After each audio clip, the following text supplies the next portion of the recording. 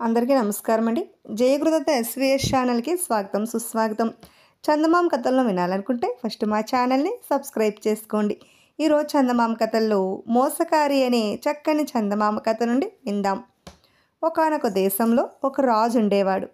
ఆయనకు ఒక్కరితే కూతురు. ఆ పిల్ల చాలా అందగత్తె.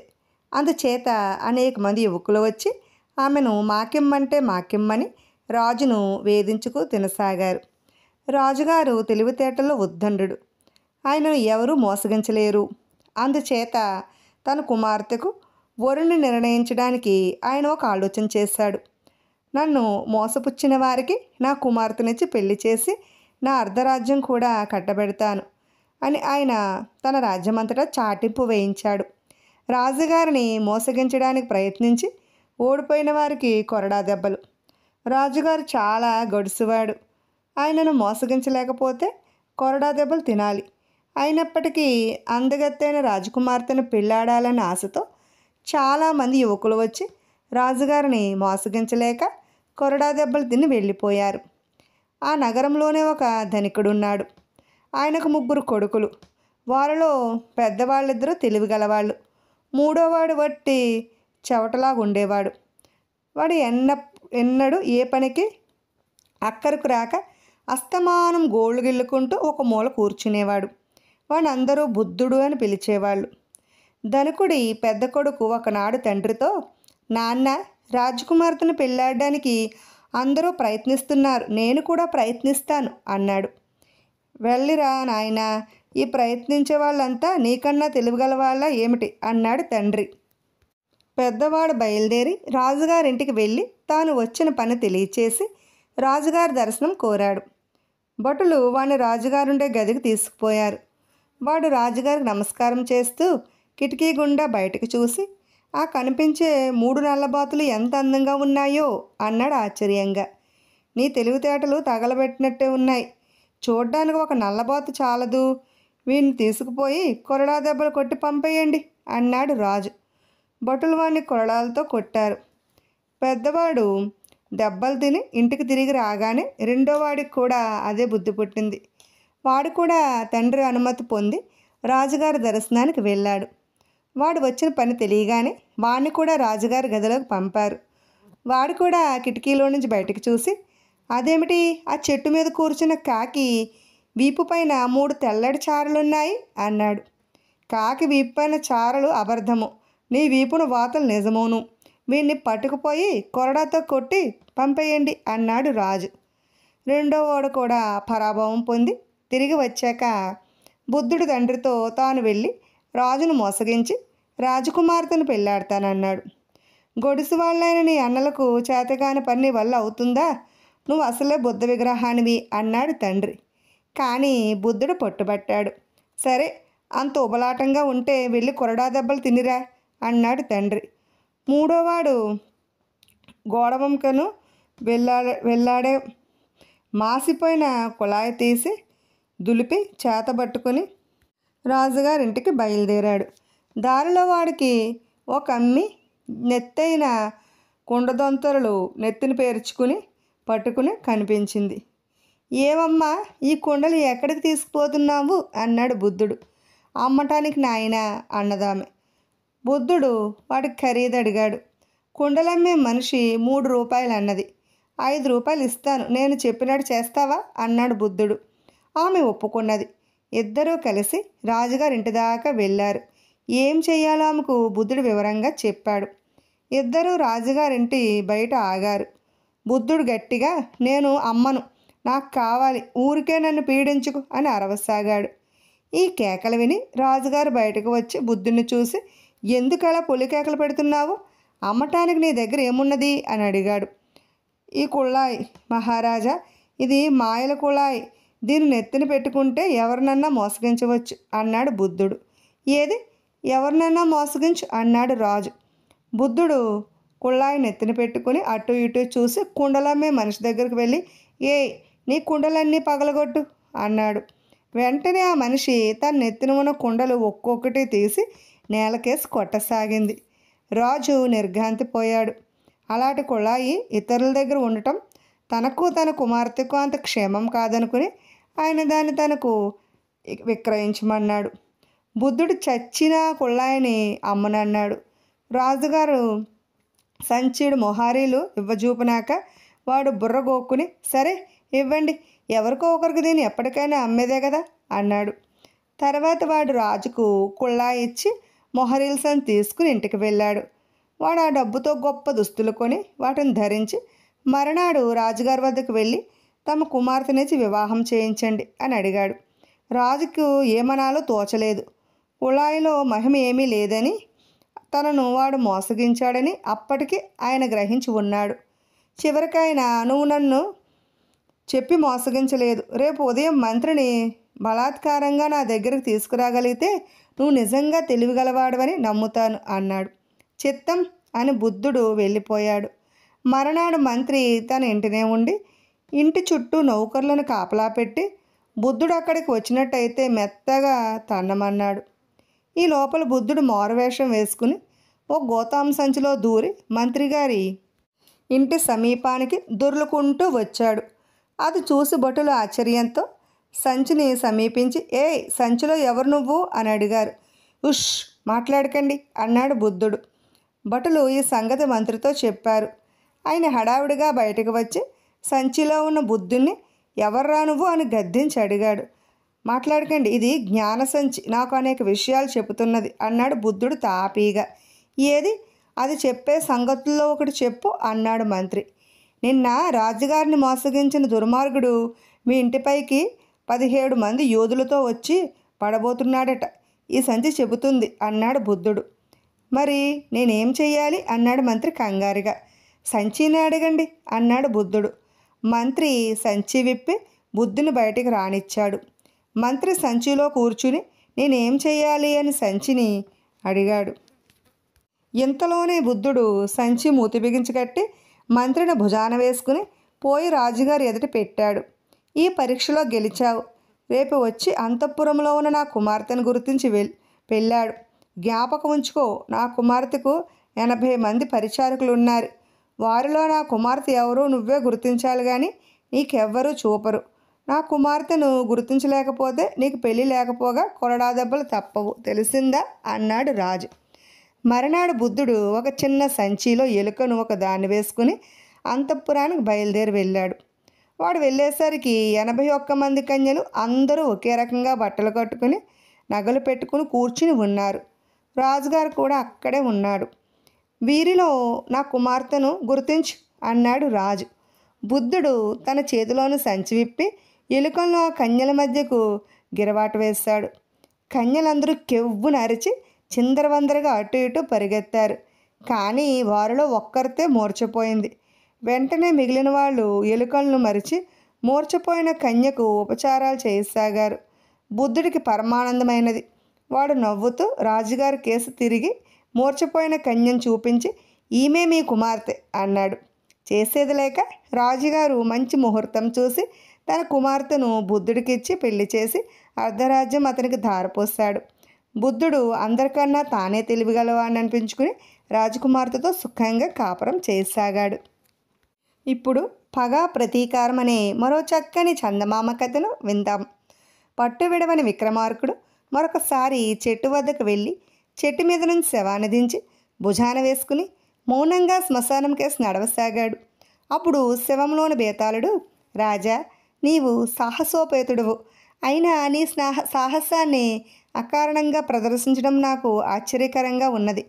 ఎందుచేతనంటే సాధారణంగా మానవులు తమ పగ తీర్చుకోవడంలో మాత్రమే అమానుష్యమైన సాహసం ప్రదర్శిస్తారు.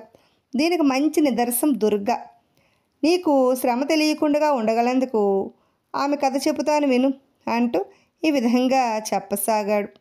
పూర్వం వైశాలి నగరంలో వినయుడనే సాలి ఒకడు ఉండేవాడు. అతను దుర్గా అనే ఆమెను పెళ్ళాడాడు.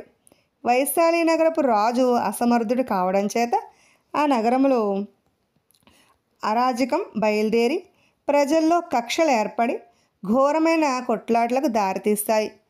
దుర్గ కాపురానికి వచ్చిన ఏడాదికే ఈ కొట్లాట్లు చెలరేగాయి. ఆ నగరంలోనే వీరభద్రుడనే ధనికుడొకడున్నాడు. ఆయనకు వినయుడికి చాలా కాలంగా వైరం ఉన్నది. అరాజకం విజృంభించి పట్టపగలే నడివీధుల్లో మనుషులు ఒకరినొకరు హత్యలు చేసుకుంటున్న రోజుల్లో ఈ వీరభద్రుడు తనకు శత్రువైన వినయుణ్ణి హత్య చేసేశాడు. ఈ హత్యను గురించి నగరంలో అందరికీ తెలిసింది. కానీ అలాంటి హత్యలు రోజు జరుగుతూనే ఉండటం మూలాన దాని గురించి విచారణ కానీ హంతకుడికి శిక్ష విధించడం కానీ జరగలేదు. నలుగురు సాయం పట్టి వినయుడి శవాన్ని ఇంటికి చేర్చారు. ఆ భర్తతో దుర్గ గట్టిగా ఏడాది కూడా కాపురం చేయలేదు. అతని శవాన్ని చూడగానే ఆమె కొయ్యబారినట్టు అయిపోయింది. ఆమె కంట ఒక్క కన్నీటి బిందువు కూడా రాలేదు.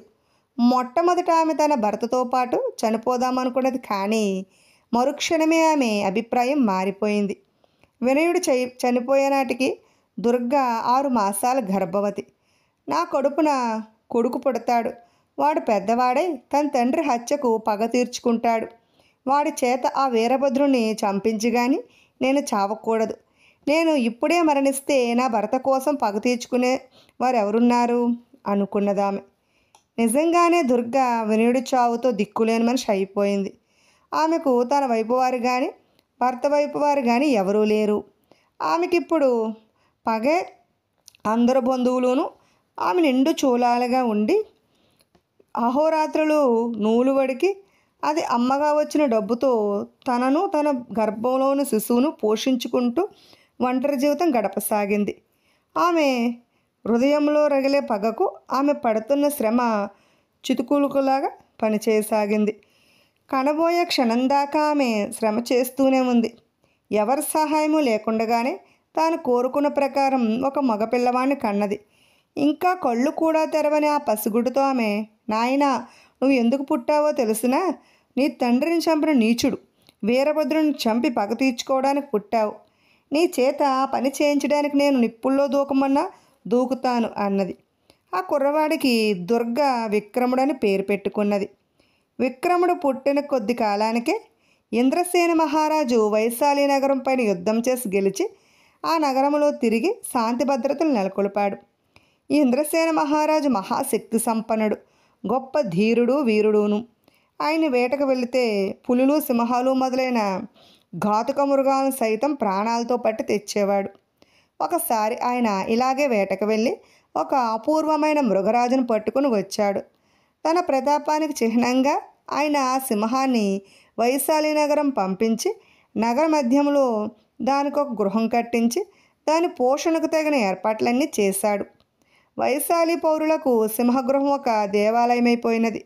వారు సింహాల గురించి వినటమే కానీ బతుకున్న సింహాన్ని చూసి ఎరగరు.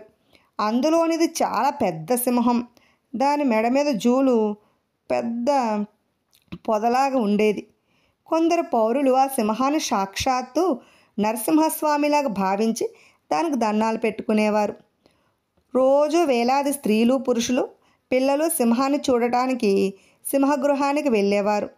ఈ సింహాన్ని చూసి పోవడానికి చుట్టుపక్కల గ్రామాల నుంచే కాక దూరదేశాల నుంచి కూడా జనం వస్తూ ఉండేవారు. సింహం కూడా గుడిలో దేవుడి విగ్రహంలాగా ప్రవర్తించేది. ఎంతమంది తనను చూడడానికి వచ్చినా అది ఎవరికేసి చూసేది కాదు. దాని చూపు ఎక్కడో ఉండేది. ఎవరైనా దగ్గరకు వచ్చి దాన్ని పలకరించినా దానికి వినిపించినట్టే ఉండేది. ఇలాగా కొంతకాలం గడిచాక ఒకనాడు సింహం దాని గృహం నుండి బయటకు వచ్చింది. ఆ ఉదయం దానికి ఆహారం వేసినవాడు సింహగృహం తలుపు సరిగా గడియ పెట్టలేదు. వాడు వెళ్ళిన కాసేపటికి సింహం తన పంజాతో ఇనప తలుపులను తోసి టీవీగా బయటకు వచ్చి షికారుకు పోతున్న దానిలాగా వీధి వెంట నడవసాగింది. అది నిర్బంధంలో నుంచి తప్పించుకుని పారిపోయే లక్షణాలేమీ కనబడలేదు. వీధిలో నడుస్తున్న సింహం కంటబడగానే జనంలో ఆహాకారాలు బయలుదేరాయి.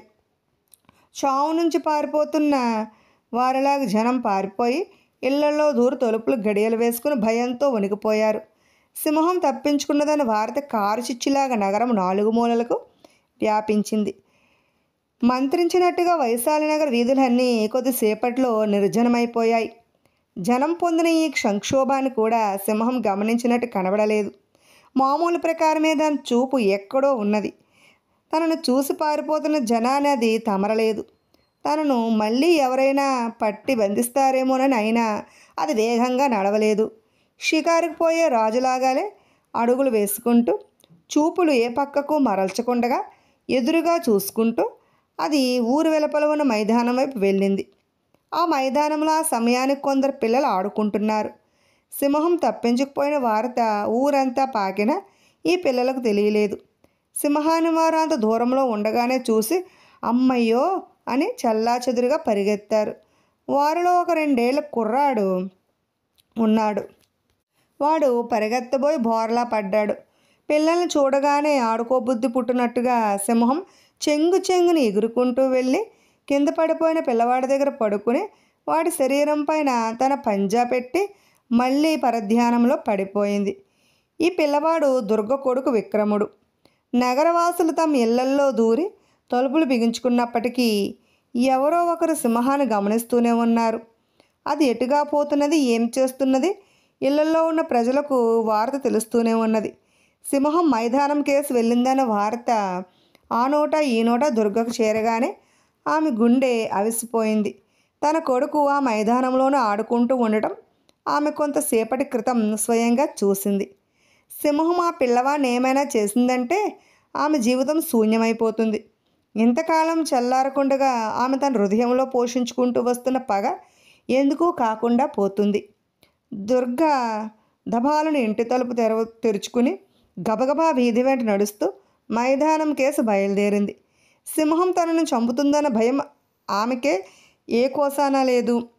అవసరమైతే ఆ సింహంతో పోరాడైనా సరే తన కొడుకును రక్షించుకోవాలనే ఉద్దేశం ఒక్కటే ఆమె మనసులో పరవళ్ళు తొక్కుతున్నది. త్వరలోనే ఆమె మైదానం చేరుకుని అక్కడ పడుకుని ఉన్న సింహాన్ని, దాని కాలి కింద బోర్లా పడి ఉన్న తన కుర్రవాడిని చూసింది. వాడు కదలటం లేదు. చచ్చిపోయాడేమో అనుకుంది. కానీ ఎక్కడ రక్తం ఉన్నట్టు లేదు. దుర్గ ఊపిరి బిగబట్టి అడుగులో అడుగు వేస్తూ సింహాన్ని సమీపించింది. సింహం చూపు ఎక్కడో ఉన్నది. అది దగ్గరకు వస్తున్న దుర్గకేసి తల కూడా తిప్పలేదు. దుర్గ సింహానికి 2 గజాల దూరంలోకి వెళ్ళి వణుకుతున్న గొంతుతో, నాయనా నరసింహస్వామి, నా పిల్లవాడిని తీసుకోకు, నాకు ఇచ్చేయి, వాడు తప్ప నాకు ఈ ప్రపంచంలో ఇంకేమీ లేదు అన్నది. సింహం వినిపించుకోలేదు. నా భర్తను ఆ దుర్మార్గుడు వీరభద్రుడు హత్య చేశాడు. నేను గట్టిగా 1 ఏడాది కూడా సుఖపడలేదు. వాడు నా బతుకు బుగ్గి చేశాడు. నా పగ తీర్చుకోవడానికి ఈ పిల్లవాడే ఆధారం. వీడు పోయాడంటే నేను పడ్డ కష్టాలన్నీ వృధా అయిపోతాయి అన్నది దుర్గ సింహాన్ని ఇంకా సమీపించి. ఎన్నడూ ఎవరి కేసు చూడని సింహం తల తిప్పి దుర్గ కేసు చూసింది. దుర్గ అంటున్న మాటలు దానికి అర్థమైనట్టే కనబడింది. దుర్గకు మొండి ధైర్యం వచ్చింది. ఆమె ముందుకు వంగి తన పిల్లవాడిని అందుకుంటూ, నరసింహస్వామి తండ్రి, నా కొడుకును నేను తీసుకుంటున్నాను, పంజా విప్పకు నాయనా, నీ గోళ్ళు గీసుకుని నా చిట్టి తండ్రి శరీరం గాయపడుతుంది, అయిపోయింది, ఒక్క క్షణం అంటూ పిల్లవాడిని సింహం కాలి కింద నుంచి కొంచెమే లాగేసింది. సింహం దృష్టి మళ్ళీ ఎటో వెళ్ళిపోయింది. ఆ దుర్గ కేసు కానీ ఆమె తీసుకున్న పిల్లవాడి కేసు కానీ చూడటం లేదు. దుర్గ తన కొడుకును అక్కున అదుముకుని చిన్న అడుగులు వేసుకుంటూ యువతలకు వచ్చేసింది. తీరా ఆపద దాటిపోయాక ఆమెకు పెద్ద ఆనందము, దాంతోపాటు గొప్ప నీరసము వచ్చేసింది. పిల్లవాడు చెక్కు చెదరలేదు. నాన్న అంటే పలికాడు. వాడిని ఎత్తుకుని నిర్జనమైన వీధుల వెంట తిరిగి వస్తూ దుర్గా, నాన్న, సింహంతో నేను అన్న మాటలన్నీ విన్నావా? నేనేమన్నానో నీకు అర్థమైందా అన్నది. అర్థమైందమ్మా అన్నాడు విక్రముడు. సింహం వద్ద నుంచి తన కొడుకును తెచ్చుకుంటున్న దుర్గను ఎంతోమంది చూసి ఆశ్చర్యపోయారు. వాడు వరం వల్ల పుట్టినవాడు, లేకపోతే ఆ సింహానికి చిక్కి బతికి ప్రాణాలతో బయటపడతామేమిటి అని అందరూ అన్నారు. ఈ సంఘటన జరిగిన నాటి నుంచి వాడికి విక్రముడనే పేరు పోయి సింహదత్తుడనే పేరు సార్థకమైనది. దుర్గ తన కొడుకును తెచ్చుకున్న కొద్దిసేపటికే రాజుగారు పంపిన సాయుధ భటులు వచ్చి సింహాన్ని బోన్లో ఎక్కించుకుని తీసుకుపోయి తిరిగి సింహగృహంలో పెట్టారు. అది వారికి ఏమాత్రము ఎదురు తిరగలేదు. ఈ సంఘటన జరిగే నాటి వరకు వీరభద్రుడు మంచి రోజులు అనుభవించాడు. ఆయన పట్టిందల్లా బంగారమైనది. గంపెడు పిల్లల్ని కన్నాడు. ఆయన ఇల్లు పచ్చతోరణంగా ఉంటూ వచ్చింది. కానీ సింహం తప్పించుకున్న నాటి నుంచి ఆయనకు చెడ్డ రోజులు సంప్రాప్తమయ్యాయి. ఉన్నట్టుండి ఆయన భార్య అకారణంగా మరణించింది. తర్వాత పిల్లలు ఒక్కొక్కరే ఏవో రోగాలు రావటము, మరణించడము ప్రారంభమైనది. వీరభద్రుడు ఆస్తి కూడా హరించిపోసాగింది. వీరభద్రుల్లో పూర్వం ఎన్నడూ పాపభీతి లేదు, కానీ ఇప్పుడు తల ఎత్తింది. వినయుణ్ణి హత్య చేసినందుకు అనుభవిస్తున్నాను. ఆ సింహం మామూలు సింహం కాదు, అది దైవాంశ గలది. అందుకే వినయుడు కొడుకును నా కోసం విడిచిపెట్టింది. నాకు వాడి చేతుల్లో చావు తప్పదు అని ఆయన అనుకోసాగాడు. ఆయేడు కాయేడు వస్తున్న కొద్దీ సింహదత్తుడు ఆజానుబాహుడుగా తయారవుతున్నాడు. వాడికిప్పుడు నగరములో అందరికీ కొడుకే వాడు. వాడికి ఏది కావలసిన క్షణంలో ఎవరో ఒకరు ఇచ్చేవారు. దుర్గ కష్టాలు కూడా గడిచిపోయాయి. ఆమెకిప్పుడు కావలసినంత తిండి. ప్రతి వాళ్ళు ఆమెను అభిమానించేవారే. తన కష్టాలు కడతీరిన దుర్గకు వీరభద్రుడిపై పగ కొంచెం కూడా తగ్గలేదు. ఆమె తన కొడుకుతో అప్పుడప్పుడు, నాయన, నువ్వు ఎప్పుడు పెరిగి పెద్దవాడవై నీ తండ్రి హత్యకు ప్రతీకారం చేస్తావో అని ఎదురు చూస్తున్నాను. ఈ లోపల ఆ వీరభద్రుని ఒకవేళ దేవుడే హఠాత్తుగా ఎత్తుకుపోతాడేమోనని నాకు భయంగా ఉన్నది. ఆ దుర్మార్గుడికి చావు నీ చేత రావాల్సిందే, కానీ మరొక విధంగా వస్తే నేను సహించలేను అనేది. సింహదత్తుడు తల్లి చెప్పే మాటలను చాలా శ్రద్ధగా వినేవాడు. వాడు తన సింహాన్ని చూసుకునేందుకు గాను తరచూ సింహగృహానికి వెళ్ళేవాడు. అప్పుడప్పుడు ఆ సింహం వాడిని గుర్తించినట్టుగా చూసేది. అది అలా చూసినప్పుడల్లా వాడికి చెప్పరాని ఆనందము కలిగేది. సింహదత్తుడు పెరిగి పెద్దవాడు అవుతున్న కొద్దీ వీరభద్రుడు తన చావు వాడి చేతిలో ఉన్నదని రూఢి చేసుకోసాగాడు. ఆయన అది సహజంగానే కనబడింది. అసలు ఆయనకు చావు భయంగా కూడా లేకపోయింది. సింహం రాను రాను ముసలిదైపోయింది. అది ఇవాళ రేపో చస్తుందని చెప్పుకోసాగారు. సింహదత్తుడు రాత్రింపగళ్ళు సింహగృహం దగ్గరే ఉండి సింహాన్ని చూస్తున్నాడు. అది ఇప్పుడు ఎవరి కేసు చూడటం లేదు. చచ్చిపోయేలాగా అది తన కేసు ఒక్కసారి చూడాలని వాడికి తీవ్రమైన కోరిక కలిగింది. ఆ కోరిక సిద్ధించింది కూడా. ఆ సింహం ఇంకా కొద్ది క్షణాల్లో ప్రాణం విడుస్తుందనగా తల ఎత్తి సూటిగా సింహదత్తుడి కేసు చూసింది. ఆ చూపులో సింహదత్తుడికి ఒక విచిత్రమైన విషాదభావం కనబడింది. సింహం చచ్చిపోయినాక ఎంతో కాలానికి కూడా వాడికి అది చూసిన ఆఖరి చూపు కళ్ళకు కట్టినట్టుగా ఉండిపోయింది. కొంతకాలం గడిచింది. ఒకనాటి మధ్యాహ్నం దుర్గ తన కొడుకును పిలిచి వాడి చేతికి ఒక బాకు ఇచ్చి, నాయనా, నీ తండ్రి హత్యకు ప్రతిక్రియ చేసే రోజు వచ్చింది. వీరభద్రుడు ఏదో పని మీద పొరుగురు వెళ్ళాడు. సాయంకాలానికి తిరిగి వస్తాడని తెలిసింది. నగరం బయట అడవిలో పొంచి ఉండి ఆ అంతకుణ్ణి కడితే చింటికిరా అన్నది. అలాగేనమ్మా అంటూ సింహదత్తుడు బాకు తీసుకున్నాడు. ఆ సాయంకాలం వాడు అడవికి వెళ్ళి వీరభద్రుడు రాక కోసం ఎదురు చూడసాగాడు. సూర్యాస్తమం కాబోయే ముందు వీరభద్రుడు ఒంటరిగా అటుగా వచ్చాడు. సింహదత్తుడు ఒక చెట్టు చాటు నుంచి వీరభద్రుడిపై పడి అతను సులువుగా కింద పడగొట్టి గుండెల మీద ఎక్కి కూర్చుని బాకు పైకి తీశాడు. వీరభద్రుడు ముసలివాడైపోయాడు. సింహదత్తుడేమో మంచి పట్టుత్వం కల యువకుడు. ఒకవేళ వీరభద్రుడు పోరాడినా అపాయం తప్పించుకునే ఆశ లేదు. చావటానికి సిద్ధంగా ఉన్న వీరభద్రుడు సింహదత్తుడి కళ్ళల్లోకి చూశాడు. మరుక్షణం సింహదత్తుడు ఎత్తిన బాకు ఎత్తినట్టే ఉండిపోయింది. ఎందుకంటే అతనికి వీరభద్రుడు కళ్ళు చూడగానే చనిపోయేటప్పుడు సింహం చూసిన చూపు జ్ఞాపకం వచ్చింది. ఆ చూపులో భయం ఏమీ లేదు. ఏదో ఒక వింతైన విషాదం మాత్రమే మిగిలి ఉన్నది. అయితే సింహదత్తుడు బాకు విసిరి దూరంగా పరేసి వీరభద్రుడు గుండెల మీద నుంచి లేచి అలాగే అడవికేసి వెళ్ళిపోయాడు. వాణ్ణి మళ్ళీ ఎవరూ చూడలేదు. బేతాళుడి కథ చెప్పి, రాజా, నాకు ఒక సందేహం వేధిస్తున్నది. సింహదత్తుడు తన తల్లి కోరిన ప్రకారం వీరభద్రుని చంపి తండ్రి హత్యకు ప్రతిక్రియ ఎందుకు చేయలేదు? ఈ ప్రశ్నకు సమాధానం తెలిసి కూడా చెప్పకపోయావో నీ తల పగిలిపోతుంది అన్నాడు. దానికి విక్రమార్కుడు ఇలా సమాధానం చెప్పాడు. పగ వెంటనే ప్రతిక్రియ ఉంటుంది.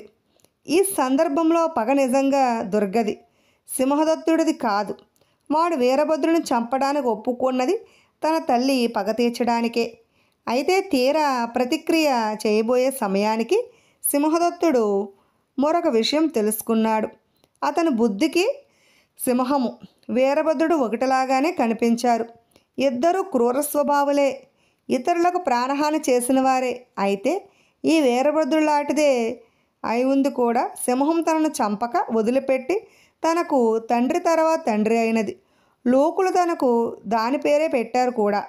ఆ సింహం ముసలిదై ఉండి తనకు చిక్కు ఉంటే దాన్ని వాడు చంపలేదు. అలాంటి స్థితిలోనే వీరభద్రుడు తనకు చిక్కాడు. తన తండ్రిని హత్య చేసినప్పటికీ ఆ ముసలివాణ్ణి చంపడానికి తగిన కారణం తనకు లేదని సింహదత్తుడికి తోచింది. వాడు తన తల్లి తన పగ చేసుకోలేకపోవడం చేత ఇంటికి పోకుండగా దేశాల మీద పడి వెళ్ళిపోయాడు. రాజుకి ఈ విధంగా మౌనభంగం కలగగానే బేతాళుడు శవంతో సహా మాయమై మళ్ళీ తిరిగి చెట్టెక్కేశాడు. విన్నారు కదండి. ఇటువంటి మరెన్నో చక్కని చందమామ కథలు వినాలనుకుంటే ఫస్ట్ మా ఛానల్ని సబ్స్క్రైబ్ చేసుకోండి. బెల్ ఐకాన్ క్లిక్ చేయండి. మేము చేసిన వీడియోస్ నోటిఫికేషన్ కోసం బెల్ ఐకాన్ క్లిక్ చేయండి. లైక్ చేయండి, షేర్ చేయండి, కామెంట్ చేయండి. అలాగే ఎన్నో ఆసక్తికరమైన విషయాలను తెలుసుకోవాలంటే మా ఛానల్ని సబ్స్క్రైబ్ చేసుకోవడం మర్చిపోకండి. Thanks for watching.